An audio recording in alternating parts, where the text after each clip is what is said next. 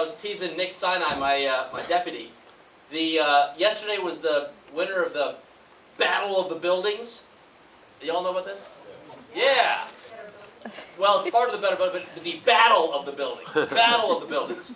And it was a university parking garage that reduced, I think, over 60% of its energy consumption by swapping out light bulbs. And I said, man, the light bulb finder has to play a role in next year's contestants so that we can show how much better they would have done if they had been powered with apps. Apps that you saw celebrated here today. Where are the light bulb finder people?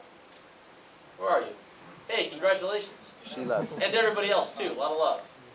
I want to begin by saying how much I'm grateful for Lisa Jackson's leadership on this issue and for recruiting such an amazing, talented technology leader in Malcolm Jackson. Y'all give some love to Malcolm Jackson earlier today? Yeah! We're starting to see this movement take hold. I want to just share a few words about yesterday. Anybody know what the president did yesterday? Veterans.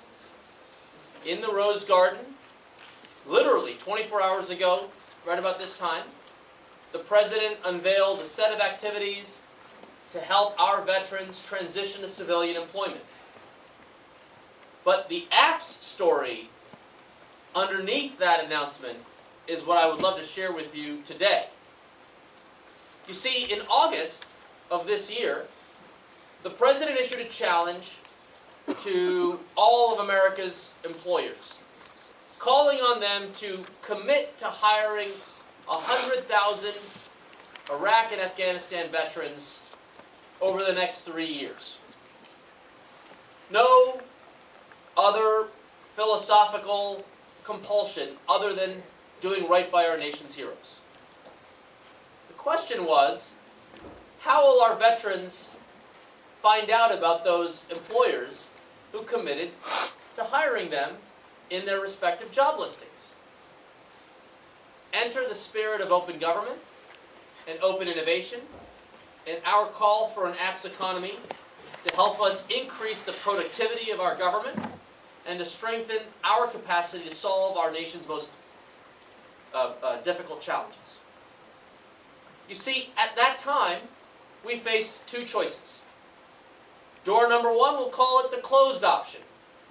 The government would establish some massive database, will instruct every employer in America to deposit heretofore job listing in said database. We would sort of software test and server manage and put it in the cloud, obviously, because we got to do IT in the cloud. We're going to do all those things and have this closed, massive database. That's door number one. But there's a new door.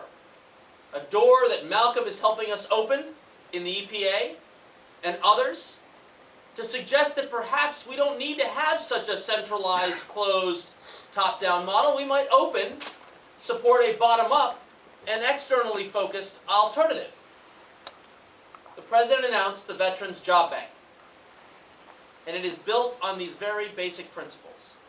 Principle number one, bring the jobs listings to the veteran, not the other way around.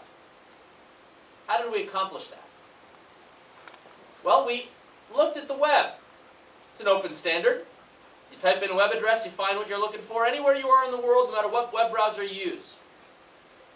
How might we apply the openness of the web to job listings focused on veteran commitment for hiring? Well, it turns out that the big search engine companies made this really easy. Bing, Google, and Yahoo formed a nonprofit organization called Schema.org, committed to simplifying the standardization of structured data on the web. And I approached the good people at Schema.org and I asked them back in August, could we collaboratively and in a bottom-up spirit design a job posting schema that would allow an employer to indicate a veteran commitment? They said, absolutely, that's what we're here for. And in a collaborative spirit with all the job search companies and technology companies, with zero taxpayer dollars, they conceived of and deployed an open job posting schema, schema.org/job posting. capital J, capital P. But that was just one of the challenges. How do you embrace the spirit of the web and ensure that those job listings find veterans on their own? Well, the second thing we did was we asked the intermediaries, the job companies, the job listing companies themselves, could they facilitate the use of this standard? And you'd imagine this was a bit disruptive to the model. In the spirit of this sort of closed, top-down controlling approach, people have done that in other applications outside of the government forever. Yet these individuals answered the president's call and embraced the vision of openness. And what they ended up doing was they said, look, we will do three things. One, we can tag the jobs ourselves if our employer clients give us permission to. Or we can facilitate a little checkbox that we attach to each job posting where they could literally indicate, would you like this, this particular listing to be discoverable as a veteran commitment? And so, unbelievably, from my vantage point, again, zero taxpayer dollars, no regulation, RFP, procurement, nothing. Monster and its affiliate military.com, Taleo, one of the leading applicant tracking systems that does corporate HR, Indeed, Simply Hired, Branch Out, a whole bunch of companies in the jobs business voluntarily participated in this endeavor. And third, we talked to employers directly. Yesterday, or last Wednesday, when we previewed the sort of the standards and the approach for markup, I did a quick phone call with a number of employers who've already committed to hiring veterans. And I gave them these instructions, and they said, this is relatively easy. What am I missing here? I said, well, no, this is frugal engineering. This is easy. Two small companies, Guidance Financial and Data Doctors, said, hey, we'll be guinea pigs to see if we can be ready by Monday. They told me it took them 20 minutes to mark up their job postings. And today, go to the Veterans Job Bank and type in Guidance or type in Data Doctors, and you'll see their available jobs because their CEOs said they would love to make a special effort and commit to hiring veterans. I share this story with you because we launched yesterday in the Rose Garden with 577,000 jobs tagged. This was an idea the President challenged us to do in August. How many days is that, Malcolm?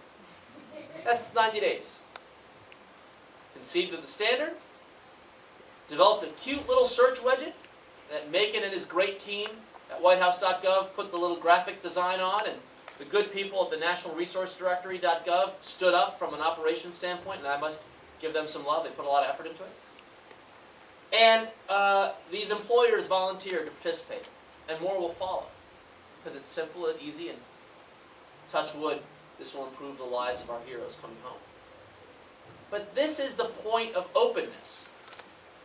This is a culture change in Washington.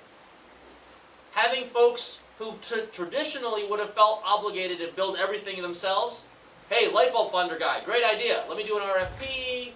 Let's see if we can do a program for this. We'll do a fair and open competition. It'll take us 2 years to write the RFP, 2 more to figure it out. In this case, we are seeding back to the core of our American democracy, that notion of commonwealth, that we're going to work together for the common good.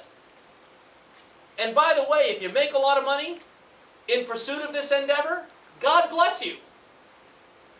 But the outcome that your inventions will help to spur, a reduction in carbon emissions, an improvement in our energy efficiency, and a whole range of activities to achieve these broad challenges that the President has identified in our overall strategy for American innovation. That strategy, in contrast to countries around the world that are top-down, centrally controlled, is all about the bottom-up. We got 5 winners today. I don't know exactly what share of the overall energy efficiency and climate change problem your apps will solve, but I bet you it's more than 0. And if we're lucky, we'll come back and say, hey, some of this stuff is scaling and it's having an impact. And that's the whole philosophy. We celebrate open government. Philosophically, it's about the notion that we want to defer our default settings, I should say, to open rather than closed. But it is this subset of openness that applies to the solutions we need to break through the logjam in these long-standing challenges in healthcare, in the environment, in education, you name it.